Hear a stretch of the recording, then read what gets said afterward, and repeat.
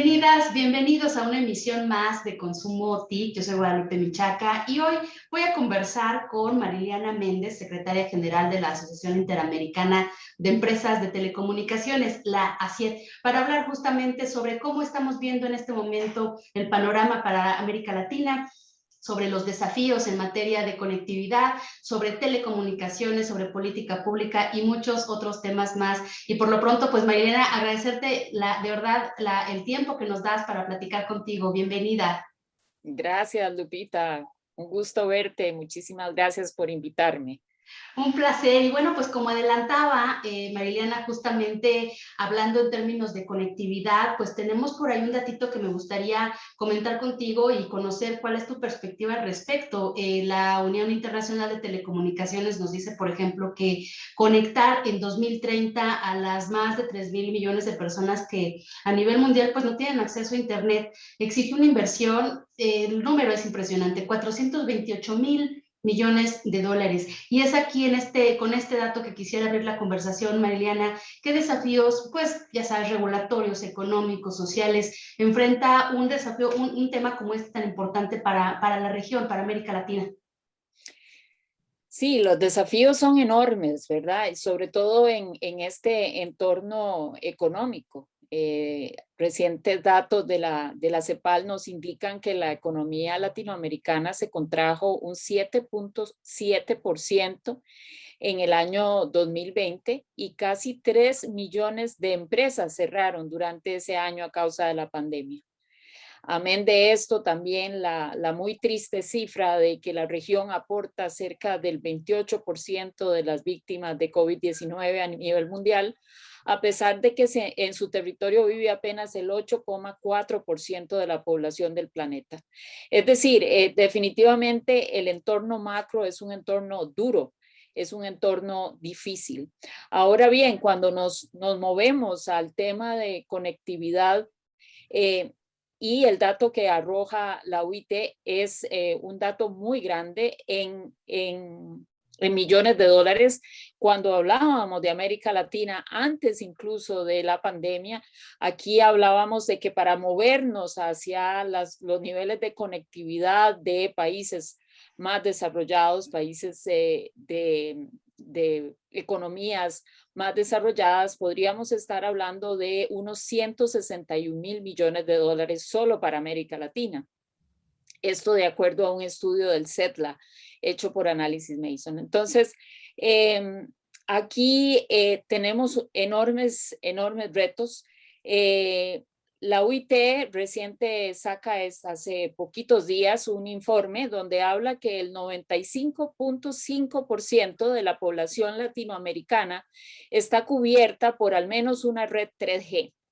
Sin embargo, en zonas urbanas, el 25.6% de los habitantes no utilizan la Internet. Y en la zona rural, esto sube hasta el 50.1%. Entonces, aquí nos habla de muchísimas aristas de discusión. Uno es que no solo tenemos que hacer un trabajo en temas de desarrollo de infraestructura, porque nos queda menos del 5% de la población sin cubrir, pero precisamente está en las zonas más alejadas, de más difícil acceso y además con muy baja densidad poblacional. Entonces ahí hay un reto importante de desarrollo de infraestructura. Y por el otro lado tenemos también el reto de las personas que ya están cubiertas, cómo lograr que esas personas efectivamente puedan hacer un uso, no solo uso de la conectividad, sino un uso productivo de la misma. Esto pasa también por que definitivamente los niveles de pobreza han incrementado muchísimo. Entonces, ¿cómo apoyar desde las políticas públicas estos subsidios focalizados para que las familias puedan efectivamente hacer uso de este servicio? Claro, cuando hablas de desarrollo de infraestructura, sin duda, Mariana, tenemos que hablar de los insumos y uno de ellos que es fundamental es el espectro.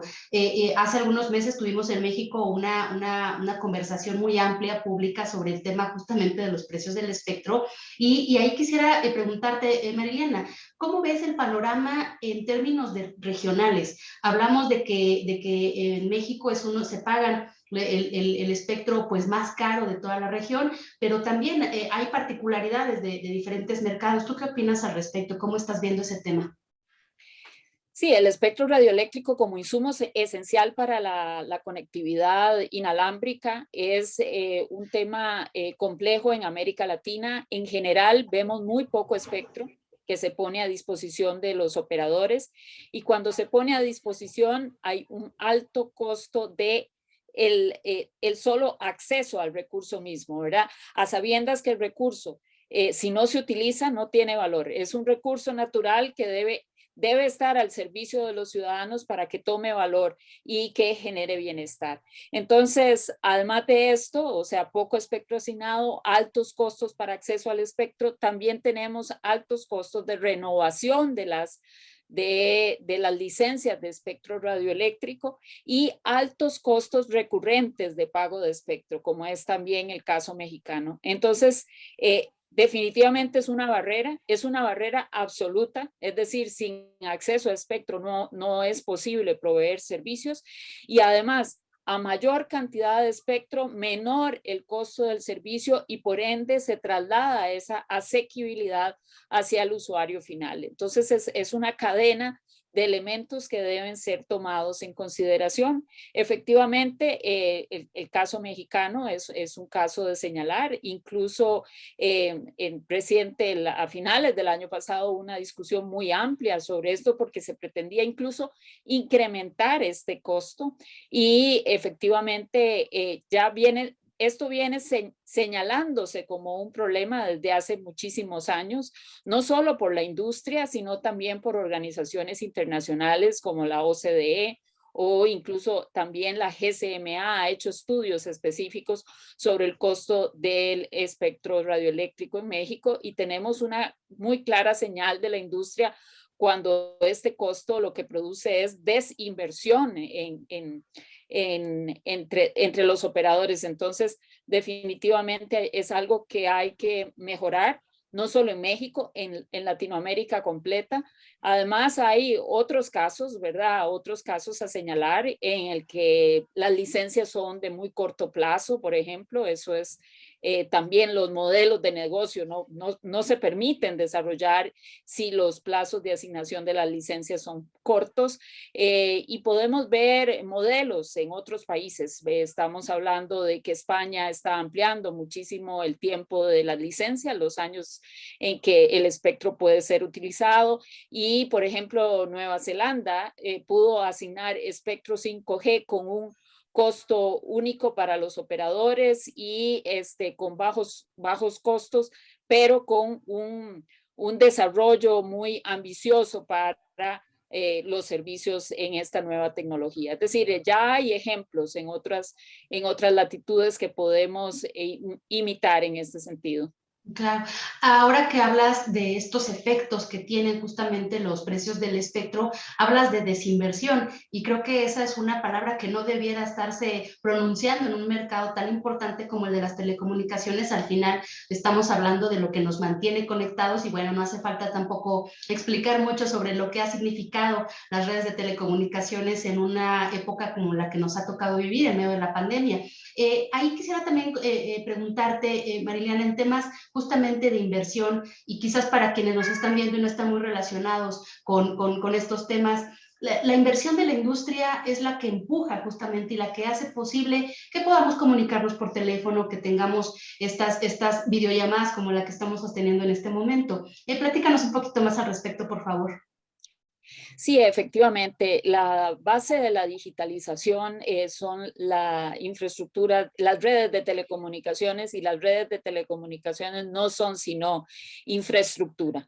Y esto significa que para mejorar las condiciones para precisamente movernos a estas soluciones digitales, requerimos cada vez más inversiones. Estas inversiones también hay elementos que las condicionan o las afectan. Por ejemplo, la altísima fiscalidad, ¿verdad? Hay una incongruencia entre los objetivos de universalización del servicio con los marcos fiscales en América Latina. Incluso prevalecen algunos impuestos que son absolutamente fuera de época, donde hay impuestos de consumo especial que se le aplican a los servicios de telecomunicaciones o bien a los dispositivos. Esto es un elemento esencial, es decir, nosotros tenemos inversión en infraestructura que permite entregar el servicio, y dentro de esa entrega del servicio requerimos también de que los dispositivos sean asequibles a efectos de que llegue el servicio en forma efectiva al usuario. Otros elementos como las trabas en las municipales para el despliegue de infraestructura. Esto es otro elemento que hemos señalado durante años, quizás ya se cuentan décadas, donde se ha insistido en que se debe permitir desplegar infraestructura en forma más ágil, más sencilla. Esto abarata costos también. Otros elementos son regulaciones muy anticuadas que ya no aplican porque el mercado que hoy tenemos es absolutamente distinto, y aquí estamos hablando, por ejemplo, de fijaciones tarifarias. Entonces, todos estos elementos deben realmente hacerse, modernizarse, simplificarse, y además hacerse consistente con el objetivo de política pública de una conectividad universal. Ahora que hablas de conectividad universal, que es este objetivo regional, objetivo en cada uno de los países de América Latina, quisiera preguntarte, justamente hablando de tener más personas conectadas, en México estamos evidenciando la entrada en vigor del Padrón Nacional de Usuarios de Telefonía Móvil, el PANAUT, y justamente una de las particularidades que tiene este padrón es el asociar la entrega de datos, en este caso biométricos, a el uso de las líneas telefónicas, a la posesión de las líneas telefónicas. Y justamente ahora que platicamos sobre barreras, sobre estos desafíos que tenemos en conectividad, pues preguntarte, Mariliana, ¿qué opinas al respecto de este tema en términos de justamente de abonar o no a un tema tan importante como la conectividad de más personas? Sí, yo creo que aquí hay, en el tema del padrón de usuarios, hay coincidencia entre diferentes especialistas del sector y de muchas otras áreas en cuanto a que su implementación no va a ayudar a resolver los complejos problemas para cuya atención fue creado. Y por el contrario, de ponerse en marcha, pondría en riesgo información muy sensible, y además sube el costo, ¿verdad? Hay un costo asociado a llevar esto, y dificultaría el acceso a las TIC a un número considerable de personas. Ya México tuvo una experiencia, ¿verdad? Entre el año 2009 y 2011 respecto del entonces llamado Renault, y demostró de manera contundente que este tipo de propuestas son un despropósito. Entonces, hay diversas organizaciones de la sociedad civil, múltiples usuarios, incluso instituciones como el IFT, que han expuesto argumentos muy importantes en relación con el respeto a los derechos de los usuarios, los costos y los problemas que podrían derivarse de este padrón. Entonces, yo creo que entendemos que los retos en materia de seguridad son una cuestión central en la agenda de los países latinoamericanos, y esto es para todos los países así, pero es necesario atenderlos de manera coordinada, con fundamento en evidencia, tomar decisiones basadas en datos. Todos estos elementos deben confluir a efectos de que se puedan tener resultados reales y positivos para la población usuaria. Y todo esto, Mariliana, en un contexto donde la economía digital está cada vez más dinámica. Ya estamos en un punto en el que lo dicen los analistas de no retorno. Todo lo que se avanzó en términos de digitalización, de conectividad, aún en un contexto tan dramático y tan triste como lo es la pandemia, pues necesitamos seguir incentivando justamente esta economía digital. Aquí quisiera preguntarte, ¿cuál es el escenario que tú ves justamente a nivel regional en términos de lo que del uso productivo de la tecnología, de cómo estamos utilizando y cómo puede las telecomunicaciones pues incrementar indicadores importantes como por ejemplo el PIB de un país? Sí, definitivamente la digitalización de la que ya habíamos venido conversando tuvo un acelerón durante esta lamentable pandemia. Incluso ya se ofrecen algunos datos que solo, por ejemplo, entre marzo y abril del año pasado se aumentaron la presencia en páginas web empresariales, aumentaron 8 veces en Colombia y México, 4 veces en Brasil y Chile. Es decir, realmente las empresas volcaron su negocio hacia lo digital y asimismo le pasó a las personas, ¿verdad? Lo que hicimos fue que la situación nos obligó a volcar nuestras actividades cotidianas sobre los temas digitales. Ahora, es un cambio que viene para quedarse. Vemos las ventajas que esto representa para las empresas. Definitivamente tienen mucho mayor productividad, más innovación, mejor acceso a mercados nacionales e internacionales. Desde el punto de vista del usuario, definitivamente también le permite acceder a trabajos de calidad, también le permite acceder a salud pública y otros beneficios que ya conocemos como lo que sería la parte de educación e incluso entretenimiento. Entonces, y si vemos de parte del gobierno, también solo beneficios da porque permite una mejor gobernanza, mayor transparencia. Entonces, coincido totalmente, esto llegó para quedarse y llegó para transformar. Entonces, lo que debemos es aprovechar esta posibilidad que tenemos ahora. Y para aprovecharla, como decía antes, las redes de telecomunicaciones son la base, porque el primer paso para una verdadera transformación digital es poder tener acceso a esos servicios digitales y para eso tenemos que estar todos conectados. ¿Cómo aprovecharlo? Definitivamente tiene que haber un entorno que lo propicie, un entorno que coloque los incentivos correctos para que las industrias de todas las ramas puedan aprovechar la digitalización. También como sociedad, no solo transformarnos, sino recuperarnos económicamente. La digitalización nos va a permitir recuperarnos económicamente, transformarnos y generar fortalezas para enfrentar crisis como estas. Ahora, hay esta serie de elementos que hemos venido tratando son elementos que hay que mejorar para que efectivamente la digitalización sea una realidad. También hay unos ejemplos positivos. Por ejemplo, Brasil tiene un plan de Internet de las Cosas muy agresivo. Dentro de este plan de Internet de las Cosas incluye la parte de la industria agrícola y allí lo que hacen es decir, bueno, tenemos el plan, entonces en forma consistente se va a reducir la carga fiscal de los dispositivos para el Internet de las Cosas. Eso es consistencia. Ahora, también tenemos ejemplos de sandboxes regulatorios, ¿verdad? Estas camas de arena regulatoria donde se permite observar cómo se está comportando el mercado, cómo se comporta el usuario, para permitir flexibilizar la regulación sectorial, hacer una regulación sectorial más focalizada, o sea, mejor diseñada y basada en datos.